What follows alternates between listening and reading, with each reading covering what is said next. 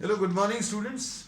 Today in 12th class physics, we are starting a new topic, resonance.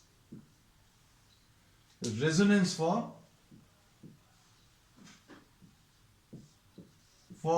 series LCR circuit. तो सबसे पहली चीज तो ये समझिए कि रेजोनेंस है क्या. तो रेजोनेंस एक फिनोमेना है which is related to any type of oscillations. अगर कोई भी एक सिस्टम है जिसमें ऑसिलेट करने की एक टेंडेंसी है, तो अभी हम लोग बोलेंगे उससे रिलेटेड ये फिनोमेना रेजोनेंस डिफाइन कर सकते हैं, है ना. तो हर एक ऑब्जेक्ट जिसमें ऑसिलेट करने की टेंडेंसी है, उस ऑसिलेशन की फ्रीक्वेंसी को अभी हम लोग नेचुरल फ्रीक्वेंसी बोलते हैं. हम लोग ये बोलते हैं कि every system which has a tendency to oscillate will be oscillating with some frequency. मतलब frequency of oscillation रहेगा, और इस frequency को अभी हम लोग natural, उसकी natural frequency बोलेंगे, है ना. तो frequency बच्चों हर जगह आती है जहां पर oscillations की बात होती है ना. तो अभी हम लोग ये बोलते हैं जो भी साउंड अभी हम लोग प्रोड्यूस कर रहे हैं, that is having some frequency. अभी आप इसको स्ट्राइक करेंगे तो इसमें भी कुछ साउंड जनरेट हुई, है ना. तो बच्चों एक वाइब्रेशन, इसमें भी एक ऑसिलेट करने की एक टेंडेंसी है, और ये ऑसिलेशंस या वाइब्रेशन जो हैं that are producing some sound, है ना. और ये साउंड के ऑसिलेशंस हमारे कान तक पहुंच रहे हैं. फिर अभी हम लोग ये बोलते हैं आप किसी भी ऑब्जेक्ट में जिसमें ऑसिलेशंस की टेंडेंसी है, तो उसके ऑसिलेशंस की जो फ्रीक्वेंसी ऑफ ऑसिलेशन है उसको अभी हम लोग उसकी नेचुरल फ्रीक्वेंसी बोलेंगे. उसका एक बहुत सिंपल सा एग्जांपल अभी हम लोग दे सकते हैं. स्विंग, झूला जो अभी हम लोग देखते हैं उसमें भी ऑसिलेशन की एक टेंडेंसी है. पेंडुलम को अगर अभी हम लोग देखें तो पेंडुलम में भी एक ऑसिलेट करने की टेंडेंसी है. लेकिन अब इसमें डिफरेंस कहां पर है बच्चों? तो डिफरेंस अभी हम लोग ये कहते हैं कि आपने पेंडुलम क्लॉक्स में आपने एक energy, source of energy already दिया हुआ है ना, जिसकी मदद से वो ऑसिलेट कर रहा है, और and the oscillations are not dying off. अब स्विंग में अगर अभी हम लोग देखें, सपोज एक स्विंग है, वो अपनी एक नेचुरल फ्रीक्वेंसी के साथ ऑसिलेट कर रहा है, और इसका कुछ एम्पलीट्यूड ऑफ वाइब्रेशन है, ऑसिलेशन का एक एम्पलीट्यूड है बच्चों. ये यहां तक इन दोनों पॉइंट्स के बीच में ये ऑसिलेट कर रहा है. This is the swing. Swing जैसा नहीं है बच्चों, ये स्विंग या झूला जैसा नहीं है. आप इसको पेंडुलम से भी समझ सकते हैं या झूला भी समझ सकते हैं. अब हम लोग क्या करते हैं, suppose for example we are supplying a source of energy. We are supplying some energy with the help of a source. अब हम लोगों ने जो सोर्स लिया है वो एक पीरियोडिक फोर्स लिया. सोर्स जो ले लिया बच्चों, अभी हम लोगों ने एक पीरियोडिक फोर्स ले लिया. पीरियोडिक फोर्स मतलब एक ऐसा फोर्स जो after every fix time interval काम कर रहा है. अब इसको सिंपल भाषा में अगर अभी हम लोग बोले कि एक स्विंग, एक झूला है जो ऑसिलेट कर रहा है, और अब हम लोगों ने यहां पर एक पुश, एक रेगुलर पीरियोडिक पुश अप्लाई कर रहे हैं.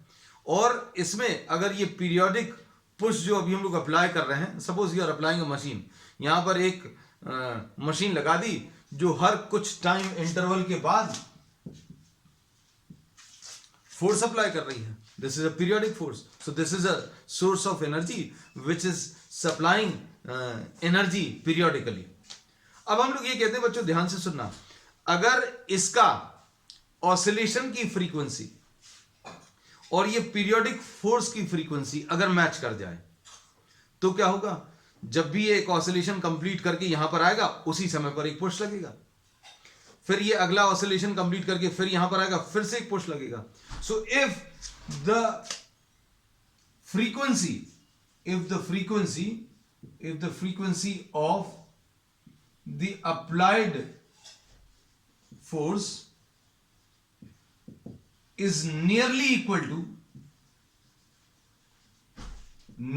equal to the natural frequency of the swing, then we say that the amplitude of vibration, the amplitude of oscillation increases.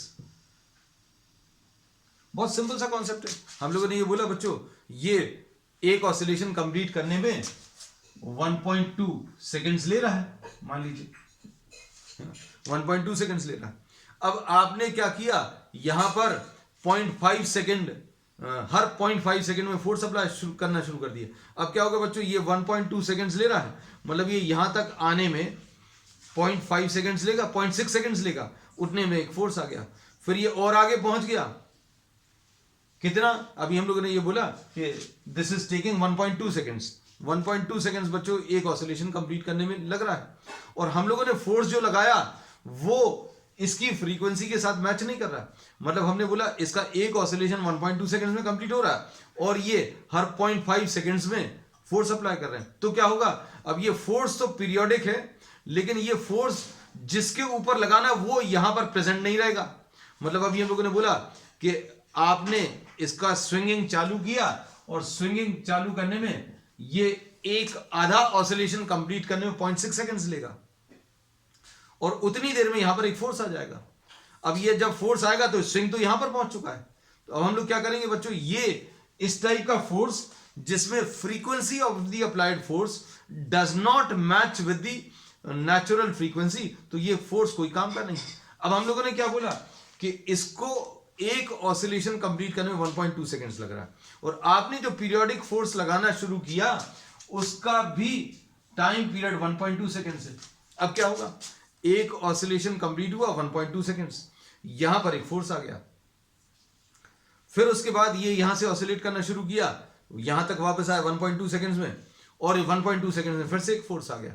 So every time this comes back to this position, a force is applied, है ना. तो अब हम लोग बोलेंगे frequency of the force is matching with the frequency of the swing. तो अब क्या होगा, एम्पलीट्यूड जो है बढ़ता चला जाएगा. अब इसको स्विंग के टर्म्स में, झूले के टर्म्स में सिंपल तरीके से बोल रहे हैं. कैसा कि भाई जब भी ये झूला यहां पर आएगा, कोई आदमी यहां पर खड़ा होकर इसको पुश करेगा, तो क्या होगा, इससे ये होगा कि इसका जो एम्पलीट्यूड है बच्चों वो बढ़ता जाएगा. पहले थोड़ा थोड़ा ऑसिलेट कर रहा था, एम्पलीट्यूड इतना था, फिर उसके बाद एम्पलीट्यूड बढ़ना शुरू होगा, फिर अभी हम लोग फोर्स और लगाते जाएंगे तो एम्पलीट्यूड और बढ़ता जाएगा. तो ये जो फिनोमेना है, इस फिनोमेना को अभी हम लोग रेजोनेंस बोलते हैं. तो रेजोनेंस के लिए दो चीजें जरूरी हैं.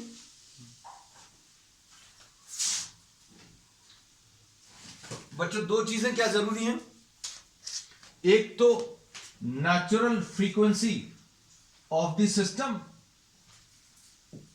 पहली चीज, और दूसरा external source whose frequency matches with the natural frequency. दोनों चीजें बच्चों अच्छे समझना. हम लोगों ने बोला रेजोनेंस का जो फिनोमेना है वो कब होगा, रेजोनेंस का फिनोमेना तब होगा when the natural frequency of the system matches with what, the external source frequency. तो एक्सटर्नल सोर्स जो अभी हम लोग एनर्जी का दे रहे हैं या फोर्स का जो दे रहे हैं, उसकी फ्रीक्वेंसी अगर natural frequency of the system के साथ मैच करेगी तो एम्पलीट्यूड बढ़ना शुरू हो जाएगा, है ना. अब इसमें अभी हम लोग ये बोले कि सपोज यहां पर कोई एक ह्यूमन बीइंग खड़ा हुआ था, एक कोई स्टूडेंट खड़ा हुआ था और दूसरा स्टूडेंट जो है स्विंग पर था. अब हम लोगों ने ये बोला, ये स्टूडेंट को तो समझ में आएगा कि भैया जब झूला यहां पर आएगा तो हमें फोर्स लगाना. मशीन अगर ले ली तो मशीन को अभी हमें बताना पड़ेगा कि भाई इसको यहां तक आने में 1.2 सेकेंड लग रहा है और आपको जो फोर्स लगाना है वो हर 1.2 सेकेंड में लगाए. अब मशीन अगर ये टाइम फैक्टर मिसमैच कर जाए, मतलब इसका एक ऑसिलेशन कंप्लीट करने में 1.2 सेकेंड लग रहा है और ये हर एक सेकंड में फोर्स लगाना शुरू कर दे, तो क्या होगा बच्चों, ये 1.2 सेकंड में यहां तक आ रहा था तो 1 सेकंड में बच्चों यहां तक आएगा. उतनी देर में क्या हुआ, इसने फोर्स लगा दिया. अब ये फोर्स किसी चीज के ऊपर नहीं लगेगा, ये फोर्स लगा वापस हो गया. अब ये जब यहां पर आया तो इसको कोई फोर्स नहीं मिला, तो क्या होगा, ये मैचिंग जरूरी है. किस चीज की मैचिंग, एक तो natural frequency of the system and the frequency of the applied force. तो यही चीज अभी हम लोगों ने बोली. If the natural frequency of the system matches with the external source frequency, then we say that the phenomena of resonance takes place. तो अब बच्चों मन में ये आ रहा होगा कि अभी हम लोग ये सीरीज एलसीआर सर्किट पढ़ रहे हैं और इसमें कहां से ये झूला आ गया, कहां से ये ऑसिलेशंस आ गए. तो ये बच्चों क्या चीज है, ये अब हम लोग इसमें समझने की कोशिश करेंगे. तो अब इसमें अभी हम लोग क्या बोलते हैं, so every oscillating system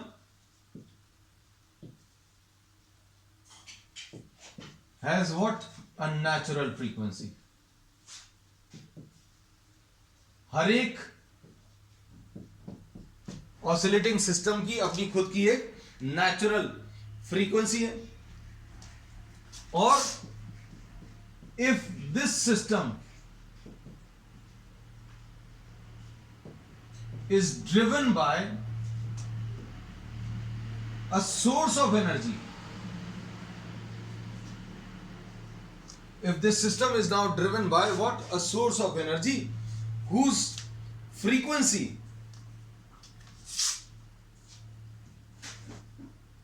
at a frequency which is very nearly equal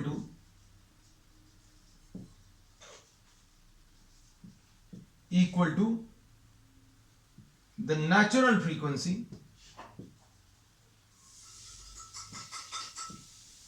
then the phenomena of resonance occurs. तो रेजोनेंस एक्चुअली क्या है, द इंक्रीज इन एम्पलीट्यूड. किसी भी चीज का एम्पलीट्यूड ऑसिलेशन का इंक्रीज हो जाए, किसकी वजह से, नेचुरल फ्रीक्वेंसी और जो एक्सटर्नल फोर्स अभी हम लोग लगा रहे हैं उसकी फ्रीक्वेंसी अगर मैच कर जाए तो एम्पलीट्यूड इंक्रीज होना शुरू हो जाएगा, है ना. And this phenomena is termed as the phenomena of resonance. तो बच्चों ये फिनोमेना अभी हम लोगों ने 11th क्लास में पढ़ा हुआ है ना. तो इसमें अभी हम लोग ये कहते हैं, इसका एक बहुत कॉमन एक एग्जांपल ये है कि ब्रिजेस पर चलते समय ब्रिज की भी एक नेचुरल फ्रीक्वेंसी है वाइब्रेशन की, है ना. ब्रिज अभी हम लोग बोलते हैं 2 सपोर्ट्स रहते हैं, उसके बीच में आपने एक ब्रिज बना दिया और ब्रिज की भी वाइब्रेट करने की फ्रीक्वेंसी है ना. तो अभी हम लोग क्या बोलते हैं बच्चों, जब सोल्जर्स मार्च करते हैं तो सोल्जर्स मार्च करते समय एक साथ अपना राइट फुट जमीन पर स्ट्राइक करते हैं, फिर एक साथ लेफ्ट फुट, क्योंकि उनका जो स्टेप्स रखने का सिंक्रोनाइजेशन है वो एकदम परफेक्ट रहता है, nearly perfect. But when they are marching on bridges तो उनको स्टेप्स ब्रेक करने को कहा जाता है. क्यों? क्योंकि अगर एक साथ 100 लोग अपना फुट स्ट्राइक कर रहे हैं और फिर कुछ समय के बाद हो सकता है 0.5 सेकंड्स बाद अपना लेफ्ट फुट एक साथ स्ट्राइक करेंगे, फिर 0.5 सेकंड्स के बाद अपना राइट फुट स्ट्राइक करेंगे, तो क्या बोलेंगे, एक फोर्स पीरियोडिकली लगेगा. किसकी मदद से लगेगा, they are striking their foot after every regular time interval. कुछ एक फिक्स टाइम इंटरवल के बाद वो हर बार एक साथ 100 लोग जमीन पर स्ट्राइक करेंगे तो एक फोर्स लगेगा. सपोज ये 0.5 सेकंड्स में लग रहा है ना. और अगर ये frequency of applied force marching soldiers की अगर फ्रीक्वेंसी ऑफ द ब्रिज के साथ मैच कर जाए तो क्या होगा, amplitude of vibration of the bridge will increase which may cause damage to the bridge. तो जनरली इट इज सजेस्टेड, जब भी सोल्जर्स मार्च करते हैं और मार्च करते हुए रोड पर मूव कर रहे हैं तो ब्रिजेस पर they are told to break their steps. मतलब जैसा कदम ताल करते हुए एक साथ राइट फुट रख रहे हैं, एक साथ लेफ्ट फुट रख रहे हैं, वो उनको तोड़ने को बोला जाता है. क्यों तोड़ने को बोला जाता है, किसी का एक फुट अभी लग रहा है, किसी का थोड़ी देर बाद लग रहा है ना. तो स्टेप्स ब्रेक करने में क्या होगा, कम फोर्स अप्लाई होगा और उसकी कोई फ्रीक्वेंसी ऑफ अप्लाइड फोर्स रहेगा नहीं, है ना. तो अब हम लोग इसमें ये बोलेंगे कि frequency of the applied force may not match with the natural frequency of the bridge. तो ये बच्चों अभी हमने थोड़ा सा आपको आइडिया दिया उस टॉपिक के बारे में. किसके बारे में, रेजोनेंस के बारे में. तो अभी हम लोगों ने बोला 2 चीजें होंगी, एक सिस्टम रहेगा एक सिस्टम रहेगा जिसकी अपनी खुद की एक नेचुरल फ्रीक्वेंसी रहेगी, है ना। और इसका अभी हम लोगों ने एक एग्जांपल ले लिया था, स्विंग, ठीक है। और फिर अभी हम लोगों ने क्या बोला था, एक एक्सटर्नल सोर्स रहेगा, और ये एक्सटर्नल सोर्स ऑफ एनर्जी जो रहेगा इसकी भी अपनी एक फ्रीक्वेंसी रहेगी।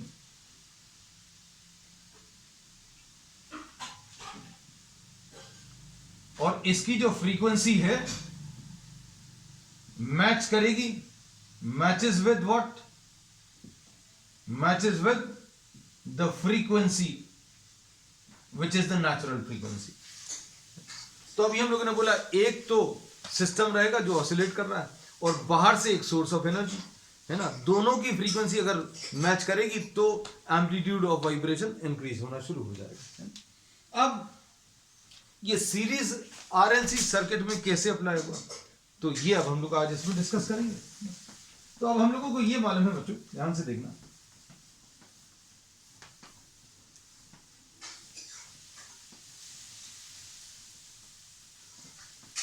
कि रेजोनेंस होने के लिए या रेजोनेंस प्रोड्यूस करने के लिए दो चीजों की जरूरत है। वन इज द सिस्टम जिसकी नेचुरल फ्रीक्वेंसी है, और ये अभी हम लोगों ने बोला स्विंग है, और एक्सटर्नल सोर्स यानी कि पुश, जो रेगुलर पुश अभी हम लोग दे रहे हैं। दोनों को अभी हम लोग इन चीजों को ध्यान में रखना है ना, दोनों मैच भी करने चाहिए। मतलब जितनी फ्रीक्वेंसी से झूला चल रहा है उतनी फ्रीक्वेंसी से फोर्स अगर हम लोग अप्लाई करेंगे तो एम्पलीट्यूड बढ़ना शुरू हो जाएगा। अब सीरीज एलसीआर सर्किट में अगर अभी हम लोग देखें तो current through the circuit, current through the series LCR circuit, I M is equal to V M divided by Z होता है। आई एम कितना होता है बच्चों, V M divided by Z, और इसमें जेड क्या होता है, Z is equal to under root of R square plus X L minus X C का होल स्क्वायर, ऐसा कुछ आएगा। अब इसमें क्या करेंगे, z is equal to under root of R square plus ये omega L minus 1 by omega C का होल स्क्वायर, ऐसा लिख सकते हैं। अब देखना इसमें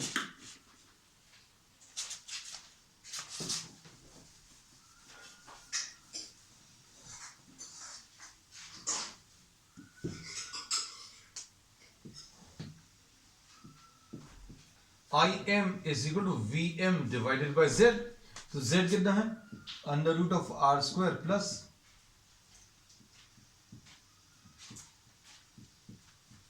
ये लिख लिया। इसको अब हम लोग V M divided by Z भी लिख दे रहे हैं। अब इस रिलेशन को बच्चों ध्यान से देखो, इसमें अभी हम लोग ये कहते हैं कि अगर आप इसमें ओमेगा को चेंज करें, if omega is change, omega को अगर आप चेंज करोगे then Z changes, Z change हो जाएगा। ओमेगा अभी हम लोग जनरली चेंज नहीं कर पाते, घरों में जो इलेक्ट्रिसिटी प्रोवाइड होती है उसमें ओमेगा बिल्कुल फिक्स है, लेकिन अभी हम लोग थ्योरेटिकली इसकी बात कर सकते हैं that if omega is change, omega को अगर आप चेंज करोगे तो बच्चों जेड चेंज होगा, और z अगर चेंज होगा therefore what happens, im also changes, im change हो रहा है। तो अब इसमें अभी हम लोग ये बोलते हैं कि जैसे जैसे आप ओमेगा को चेंज करोगे वैसे वैसे ये वाली क्वांटिटी चेंज होगी, और ये वाली क्वांटिटी चेंज होगी तो im भी चेंज होगा। And at one particular frequency, at one particular frequency,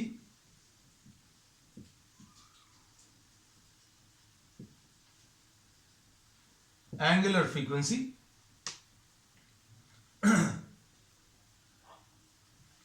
IM becomes maximum. IM maximum कब होगा बच्चों? अगर इसकी मैक्सिमम वैल्यू चाहिए है, ध्यान से सुनना, तो ये Z जो है, अगर ये मैक्सिमम चाहिए तो अभी हम लोग बोलेंगे ये मिनिमम होना चाहिए। अगर ये क्वांटिटी मैक्सिमम चाहिए तो इसका डिनोमिनेटर मिनिमम आना चाहिए। और बच्चों डिनोमिनेटर को मिनिमम करने के लिए क्या चीज कह सकते हैं बच्चों? इसमें आर स्क्वायर है, ये ओमेगा एल माइनस 1/ओमेगा c का होल स्क्वायर है। स्क्वायर छूट गया था बच्चों, तो अब हम लोग ये बोलेंगे कि ये z को मिनिमम करने के लिए, अगर अभी हम लोग को z को मिनिमम करना है तो बच्चों ये तो स्क्वायर है, ये भी स्क्वायर है, तो स्क्वायर्स हमेशा पॉजिटिव होते हैं। इसमें ये तो r तो पॉजिटिव होता है, लेकिन बच्चों ये भी पॉजिटिव होता है, ये भी पॉजिटिव होता है, लेकिन दोनों का डिफरेंस जो है वो नेगेटिव भी हो सकता है, लेकिन नेगेटिव के ऊपर स्क्वायर लगा दिया। कुल मिलाकर इसका आंसर पॉजिटिव आएगा, इसका भी आंसर पॉजिटिव आएगा। अब दो पॉजिटिव नंबर्स हैं। अब इन दो पॉजिटिव नंबर्स में बच्चों अभी हम लोग बोलेंगे अगर आपको इसको मिनिमाइज करना है तो क्या कर सकते हैं बच्चों? अभी हम लोग इसको जीरो कर सकते हैं। हम लोगों ने बोला इसको नेगेटिव तो नहीं कर सकते, नेगेटिव होगा भी तो स्क्वायर लग जाएगा, स्क्वायर लगेगा मतलब ये पॉजिटिव हो जाएगा। तो अगर पॉजिटिव नंबर्स में देखो, पॉजिटिव नंबर्स में तो सबसे छोटा पॉजिटिव नंबर कौन सा पॉसिबल है? 0। तो हम लोग ये बोलेंगे कि z becomes मिनिमम। z कब मिनिमम हो जाएगा बच्चों? जब ओमेगा एल माइनस 1/ओमेगा c कितना? 0 आ जाए। अब इस फ्रीक्वेंसी पर जिस पर यह पॉसिबल होगा, इस फ्रीक्वेंसी को अभी हम लोग ओमेगा 0 बोलते हैं। हम लोगों ने ये बोला कि बच्चों अगर आप ओमेगा को चेंज करोगे, ओमेगा को अगर चेंज करोगे तो ये डिनोमिनेटर चेंज होगा, डिनोमिनेटर चेंज होगा तो करंट भी चेंज होगा। और अभी हमने बोला किसी एक पर्टिकुलर फ्रीक्वेंसी पर जिसको ओमेगा 0 बोला है, ये वाली वैल्यू 0 हो जाएगी, और ये वाली वैल्यू 0 अगर हो जाएगी तो करंट जो है मैक्सिमम हो जाएगा। मैक्सिमम कैसे हो जाएगा? Vm divided by under root of R square plus ये वाली वैल्यू कितनी हो गई बच्चों? 0 हो गई, है ना। आर स्क्वायर में आप कुछ ऐड कर रहे थे, आर स्क्वायर में अब आप जो ऐड कर रहे हो वो 0 हो गया। अब ये 0 अगर हो गया तो मतलब करंट जो है मैक्सिमम आ जाएगा।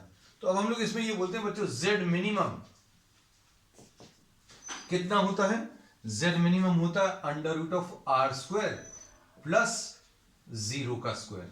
ये वाली वैल्यू बच्चों कितनी हो गई? 0 हो गई, और ये करंट मैक्सिमम आ गया। तो मैक्सिमम करंट बच्चों कितना आ जाएगा? This maximum current will be equal to Vm divided by R। मतलब XL और XC तो है, लेकिन XL और XC के दोनों के इफेक्ट एक दूसरे को क्या कर रहे हैं? कैंसिल कर रहे हैं। एंड दिस फ्रीक्वेंसी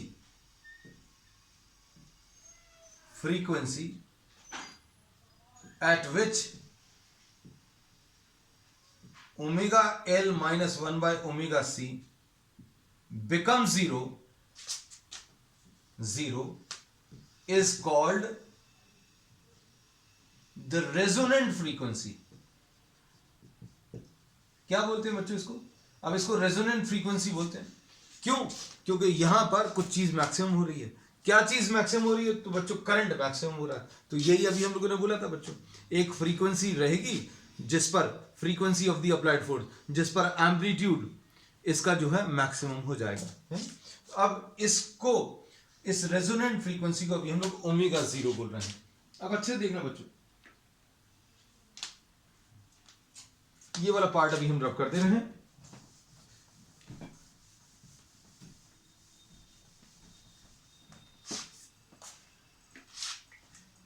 अब देखो, अभी हम लोगों ने ये बोला था Im जो है Vm divided by under root of R square plus omega L minus 1/ओमेगा c का होल स्क्वायर है। और अब हम लोगों ने इसमें ये बताया था कि किसी एक फ्रीक्वेंसी पर ये वाली वैल्यू 0 हो जाएगी, मतलब ओमेगा एल माइनस 1/ओमेगा c 0 हो गया, और इसको अभी हम लोगों ने ओमेगा नॉट बोल दिया, रेजोनेंट फ्रीक्वेंसी। और ये omega naught L will be equal to 1/ω0c, मतलब एक्सएल और एक्सी बराबर हो गए। इसका मतलब अभी हम बता दें, एक्सएल और एक्सी कैसे हो गए बच्चों, बराबर हो गए। अब इससे ω0² कितना आ जाएगा, 1/LC, और ω0 की वैल्यू 1/√LC। तो ये बहुत इंपॉर्टेंट फ्रीक्वेंसी है। This is the resonant angular frequency. अब इस फ्रीक्वेंसी का यूज क्या है, इस फ्रीक्वेंसी पर हम लोगों ने यह बताया था, ध्यान से सुनना, कि ये देखो बिल्कुल स्टार्टिंग से बता दें, हम लोगों ने ये बताया था कि current in a series LCR circuit is given by this relation, Im is equal to Vm upon √R² plus omega L minus 1/ω/c का होल स्क्वायर। इसमें अभी हमने ये बोला कि अगर आप ओमेगा को चेंज करोगे तो करंट भी चेंज होगा, है ना। अब इसमें चेंज करते करते हम लोगों ने एक ऐसी वैल्यू ओमेगा की ढूंढ ली, कैसी वैल्यू ढूंढ ली, जिस पर ये वाली वैल्यू 0 हो गई और करंट जो है मैक्सिमम हो गया, है ना। तो जब ये 0 हो गया, जब ये 0 हुई तो इस फ्रीक्वेंसी को अभी हम लोगों ने ω0 लिखा, ω0 लिखा तो अब ये 0 हो गया। अब जब ये 0 हो गया तो अब हम लोगों ने बोला था R² में कुछ वैल्यू ऐड हो रही थी और वो 0 हो गई। अब ये 0 हो गई मतलब ये मिनिमम हो गया, है ना। तो अब हम लोग इसमें ये बोलते हैं कि ये वाली फ्रीक्वेंसी पर क्या क्या चीज होती है, at omega equal to ω0 Z is minimum. Z कैसा बच्चों, मिनिमम है, और Z मिनिमम है कितना, √R² प्लस 0। ये वाली वैल्यू 0 हो गई मतलब ये R के बराबर आ जाएगा। इतनी फ्रीक्वेंसी पर, इतनी एंगुलर फ्रीक्वेंसी पर Z की वैल्यू मिनिमम है। और एक और चीज बोल सकते हैं, ओमेगा इज इक्वल टू ω0 पर, ओमेगा इज इक्वल टू ω0 पर करंट जो है मैक्सिमम होगा। करंट का जो एम्पलीट्यूड है बच्चों वो मैक्सिमम होगा, और वो कितना हो जाएगा, Vm डिवाइडेड बाय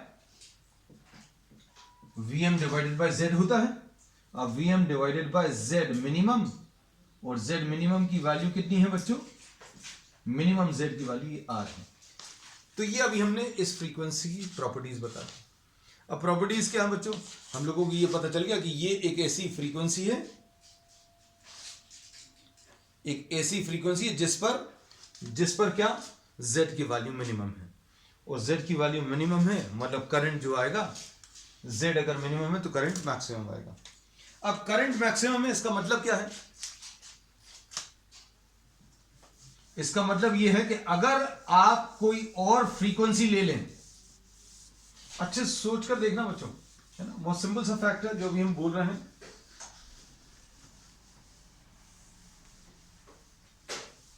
हमने इसमें यह बोला कि एट ओमेगा इक्वल टू ω0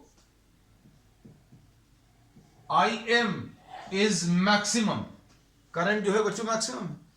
मतलब क्या है, अगर आप ओमेगा ग्रेटर देन ω0 ले लो या ओमेगा स्मॉलर देन ω0 ले लो, आप इस फ्रीक्वेंसी से कम फ्रीक्वेंसी करोगे तो भी और इस फ्रीक्वेंसी से ज्यादा फ्रीक्वेंसी करोगे तो भी current will be smaller than, current दोनों के केस में करंट विल बी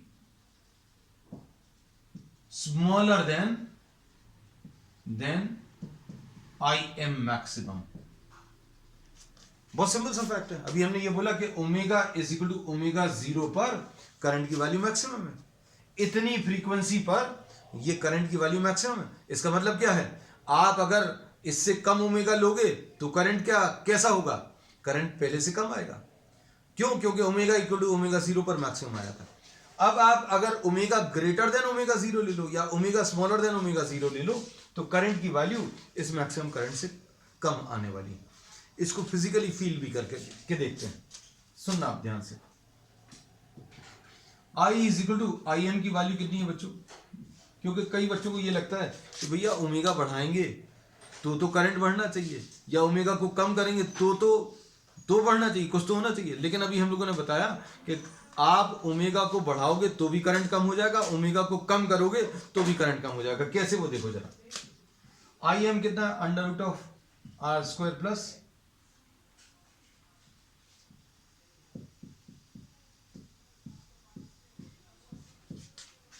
सुनना।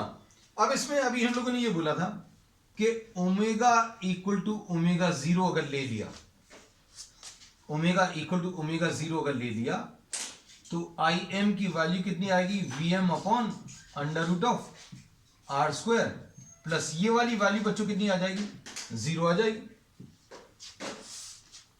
जीरो आ जाएगी मतलब सिर्फ समझने के लिए, just to understand this thing, हम लोग ये बोलेंगे कि ओमेगा एल की वैल्यू सपोज 50 आ रही है और 1 बाय ओमेगा सी की वैल्यू भी 50 आ रही है ना। अब हम लोग क्या बोलेंगे इसमें, देखो 50 माइनस 50 का होल स्क्वायर यानी जीरो आएगा। हम लोगों ने ये बता ही दिया है, omega equal to omega zero पर omega L minus 1 by omega C की वैल्यू कितनी, जीरो हो जाती, इसकी वैल्यू जीरो हो जाती। अब देखो, अब आप ओमेगा को अगर आप कम करें, अच्छे सुनना बच्चों, हमने बोला ये omega equal to omega zero जो आया था उस पर ये वाली वैल्यू और ये वाली वैल्यू बराबर आ रही थी, ओमेगा एल और 1 बाय ओमेगा सी बच्चों बराबर आ रहा था। लेकिन अब आप ओमेगा को कम करो, ओमेगा को अगर आप कम करोगे, if omega is decreased, omega को अगर आपने डिक्रीज कर दिया, ओमेगा को अगर आप डिक्रीज करोगे तो कौन सी चीज कम हो जाएगी, ये वाली वैल्यू 50 थी, ये वाली वैल्यू भी 50 थी इस ओमेगा पर। अब ओमेगा को अगर आप कम करोगे तो ये वाली वैल्यू कम हो जाएगी, है ना, ये वाली वैल्यू बढ़ जाएगी। ओमेगा को अगर आप कम करोगे तो ये वाली वैल्यू कम हो जाएगी, है ना। तो ये कितना आ जाएगा, I M will be equal to V M upon under root of R square plus ये वाली वैल्यू कम हो जाएगी, क्यों, क्योंकि ओमेगा को आप कम कर रहे हो, मतलब ये सपोज 40 हो गई।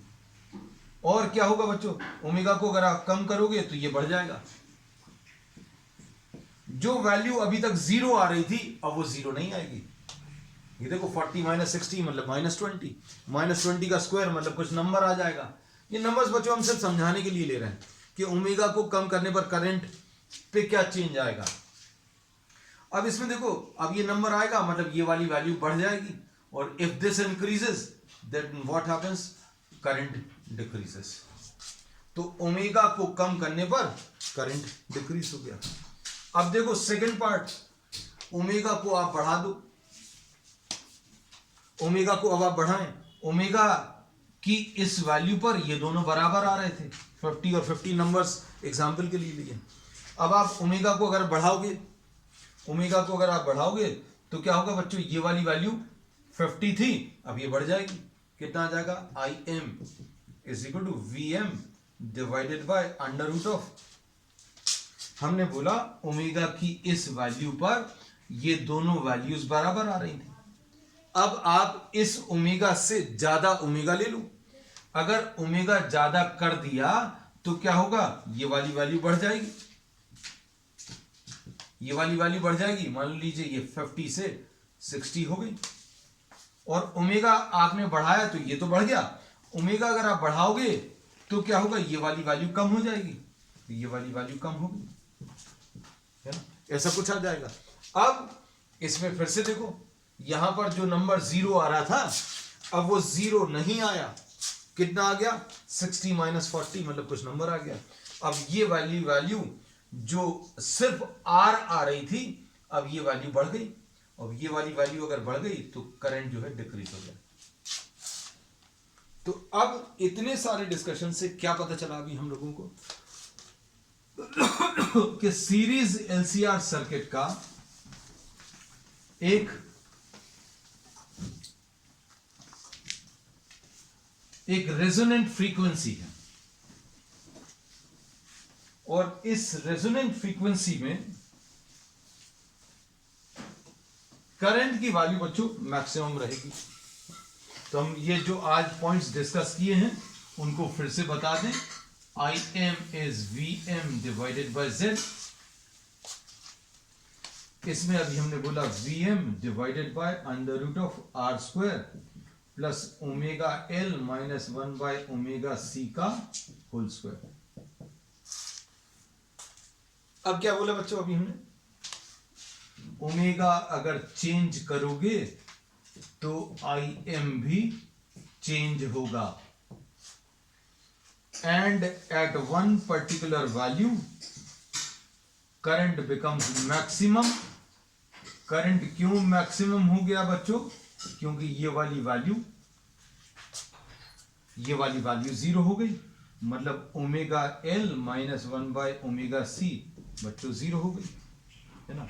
इसको अभी हम लोग रेजोनेंट फ्रीक्वेंसी बोलते हैं। तो ओमेगा जीरो की वैल्यू इससे 1 upon under root of LC आ गई, ठीक है। और Z बच्चों इस फ्रीक्वेंसी पर मिनिमम होगा, और ये मिनिमम कितना आ जाएगा, under root of R square plus 0 square यानी R आ जाएगा। और करंट बच्चों ये मैक्सिमम हो जाएगा, और ये कितना आ जाएगा, ये आ जाएगा VM डिवाइडेड बाय R। तो ये पूरे डिस्कशन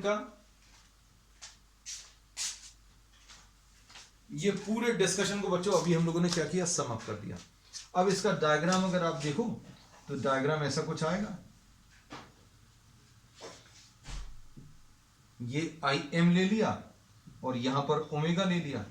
ओमेगा को यदि आप बदलोगे तो करंट भी चेंज होगा। अभी हमने बोला ओमेगा को चेंज करोगे तो करंट भी चेंज होगा।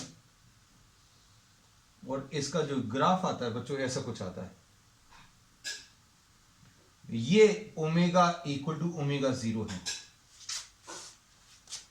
अगर आप कम करोगे ओमेगा को तो भी करंट की वैल्यू पहले से कम हो जाएगी। ये मैक्सिमम करंट है। अगर आपने ओमेगा को कम किया तो भी करंट की वैल्यू कम हो गई। ओमेगा को अगर आप ज्यादा करें, मान लीजिए इस ओमेगा नॉट से अगर आप ज्यादा करेंगे तो भी करंट की वैल्यू पहले से कम हो जाएगी।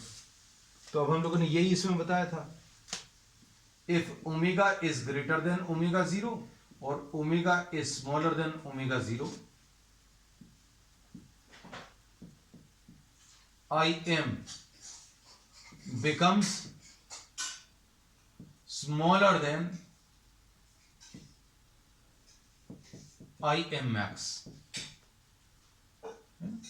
तो ये बच्चों अभी हमने डायग्राम के फॉर्म में आपको बता दिया कि ये रेजोनेंट फ्रीक्वेंसी है। इस फ्रीक्वेंसी पर करंट की वैल्यू मैक्सिमम आई है ना। अब आप फ्रीक्वेंसी को कम करोगे तो भी करंट कम हो जाएगा, फ्रीक्वेंसी को बढ़ाओगे तो भी करंट कम हो जाएगा। और ये मैक्सिमम करंट किसके ऊपर डिपेंड कर रहा है बच्चों, ये मैक्सिमम करंट सिर्फ R के ऊपर डिपेंड कर रहा है। मतलब अगर आपने, क्योंकि XL माइनस XC तो जीरो हो गया बच्चों, ये वाला पार्ट तो जीरो हो गया। अब ये किसके ऊपर डिपेंड कर रहा है, R के ऊपर।